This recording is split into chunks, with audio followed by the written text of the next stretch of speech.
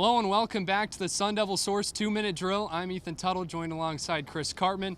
We just wrapped up Arizona State's Monday fall practice. Herm Edwards spoke afterwards. There might be a decision coming on that quarterback battle soon. Chris, what's your take on that, and what have you seen so far from the battle? Yeah, I think Emory Jones, the Florida transfer, all indications are that he's going to be the starter. He's taken most of the first-team reps. I think he's looked the best. But probably wouldn't get Edwards already hinting at that 4 practices in unless they were pretty clear that Emory Jones was likely to be the guy. Now, I won't say that he's looked particularly sharp. There have been bouts of inaccuracy, some mechanical issues. The intermediate passing game in particular is a question mark. So still a lot to evolve and progress in that regard, but I think it's pretty clear that he is the front runner.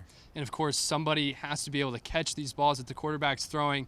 So who have been some guys and some newcomers specifically in that wide receiver core that have kind of been standing out to you? Of course, there's just a slew of new guys coming into this team, but at that wide receiver position, who's been standing out? Well, it's important because they only have 6 returning wide receivers on scholarship, so they added 3 more.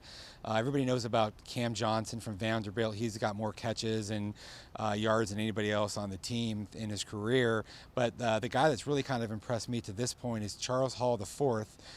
He's a Division II transfer from Virginia Union.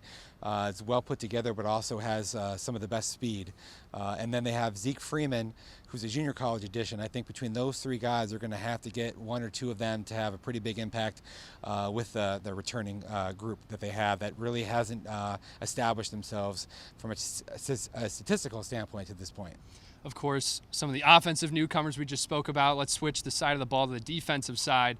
Who are some guys over there in the secondary and maybe even on the defensive line who have been standing out for you? Yeah, Nesta Jade Silvera, nose tackle, going to be an important replacement for DJ Davidson up front. Missed the spring.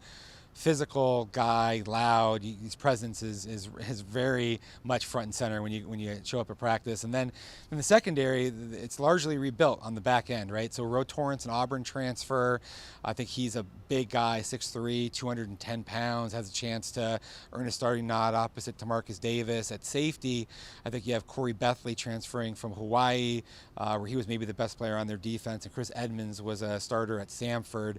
All those guys have a chance to play. Tarek Luckett was a bounce back from Colorado, who went to junior college, also has great size. He's a factor as well in the secondary. So Herm Edwards said today they're probably going to play 8-9 guys, and it makes sense just kind of given what seems to be a pretty compacted depth chart there. Absolutely. So much information just flying in as fall is underway as we begin to come into the season. So make sure you stay tuned for all the coverage on SunDevilSource.